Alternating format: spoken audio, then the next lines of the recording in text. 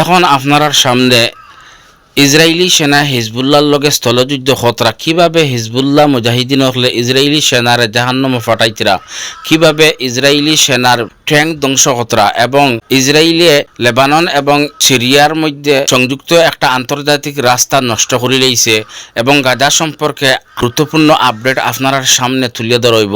যদি ভালো লাগে তাহলে এই চ্যানেলটা সাবস্ক্রাইব করিয়ে সঙ্গে থাকবা।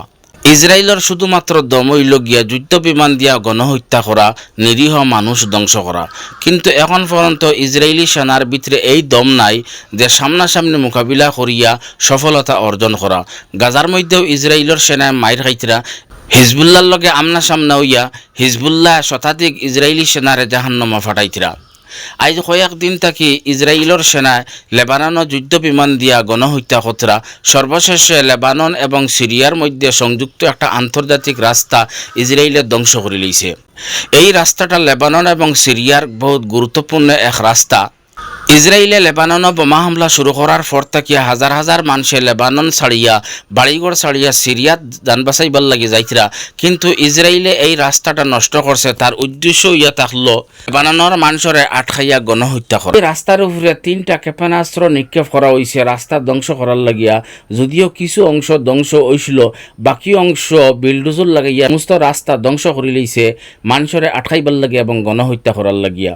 লেবাননের পরিবহন মন্ত্রী আলী হামিয়া কইতরা এই রাস্তাটা হইয়া থাকলো লেবানন এবং সিরিয়ার আন্তর্জাতিক বহুত গুরুত্বপূর্ণ এক রাস্তা। এই রাস্তাটা ইসরায়েলে ধ্বংস করে লইছে, একদম ধ্বংস করে লইছে, নষ্ট করে লইছে লেবাননের মানুষরে আটকাইয়া গণহত্যা করার লাগিয়া। ইরানের বিপ্লবী গার্ডর কুদস ফৌরসর বিশিষ্ট একজন কমান্ডার আলী কানি হাসান নাসরুল্লাহ হত্যা হওয়ার পর থেকে এখন পর্যন্ত নিখোঁজ। আলী কানির এখন পর্যন্ত কোনো খবর পাওয়া গেছে না। ইসরায়েলের হামলায় কোনো জায়গাত হত্যা হইলা না কিতা এখন পর্যন্ত কোনো সঠিক খবর পাওয়া গেছে না। হাসান নাসরুল্লাহর লগে এবং হিজবুল্লাহর বিশিষ্ট সদস্য ফুয়াদ শুকুরের লগে দেখা করবার লাগি আলী কানি সিরিয়াতে কয়েকবার আইসুন এবং লেবাননও আইসুন, কিন্তু হাসান নাসরুল্লাহ যখন শেষ মিটিং করছেন, যে মিটিংও ইসরায়েলে তানে লক্ষ্যভ্রষ্ট করিয়া হত্যা করছে, এই মিটিংও আলী কানি উপস্থিত হইতে পারছেন না বিভিন্ন অসুবিধার কারণে। তখন তাই হাসান নাসরুল্লাহর কাছে উজরাফুর্তি দেখাইছেন যে আমি অনেক অসুবিধার কারণে এই মিটিংও উপস্থিত হইতে পারছি না। তাহলে এই কথা নিশ্চিত হয়ে গেল যে হাসান নাসরুল্লাহরে যখন ইসরায়েলে হত্যা করছে এই হামলাত আলী কানি নিশানা বঞ্চন না। তাহলে বোঝা গেল এই হামলাত আলী কানি হত্যা হইছেন না। তাহলে প্রশ্ন হইল গিয়া যে আলী কানি এখন কোথায়, কিভাবে নিখোঁজ হইলা, না ইসরায়েলের কোনো হামলায় কোনো জায়গাত শহীদ হয়ে গেলা? প্রিয় দর্শক হল, এই সম্পর্কে আপনার মতামত কিতা আপনারা কমেন্ট বক্সে জানাইবা যে আলী কানি এখন পর্যন্ত খুঁজাইয়ে পাওয়া যান না, ইসরায়েলের হামলাত কোনো জায়গা শহীদ হয়ে গেলা না কিতা। ইরানে ইসরায়েলের উপরে 180টা ব্যালিস্টিক মিসাইল দ্বারা হামলা করছে। এটার জবাবে ইসরায়েলে প্রস্তুতি নেয় ইরানের উপরে বড় ধরনের হামলা করবার লাগিয়া। আমেরিকার প্রেসিডেন্ট জো বাইডেনে কইছেন আমি চাইয়ান না মধ্যপ্রাচ্যের মধ্যে যুদ্ধ বড়ক, কিন্তু আমরার কিছু কর্মকাণ্ডর কারণে যুদ্ধটা বড় হওয়ার সম্ভাবনা আছে। এই কথাটি জো বাইডেনে ইঙ্গিত দিলা যে ইসরায়েলে ইরানের উপরে হামলা করব।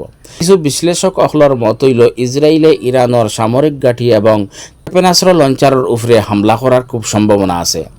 আমার ভাইয়েরা, আজকে বিশ্বর মাঝে ফিলিস্তিনের মুসলমান হকলর লাগে শুধুমাত্র ইরান একমাত্র খাড়া হয়েছে, ইরান ফিলিস্তিনের পাশে আছে। বিশ্বর মাঝে আর কোনো মুসলিম দেশ আজ ফিলিস্তিনের মুসলমান হকলর পাশে নাই, ফিলিস্তিনের মুসলমানের পক্ষে কোনো পদক্ষেপ নিতেও রাজি নাই। গতিকে ইরান আইজ একমাত্র ফিলিস্তিনের মানুষের লাগিয়ে আইজ কয়েকটা দেশের লগে মোকাবিলা করতে বাধ্য।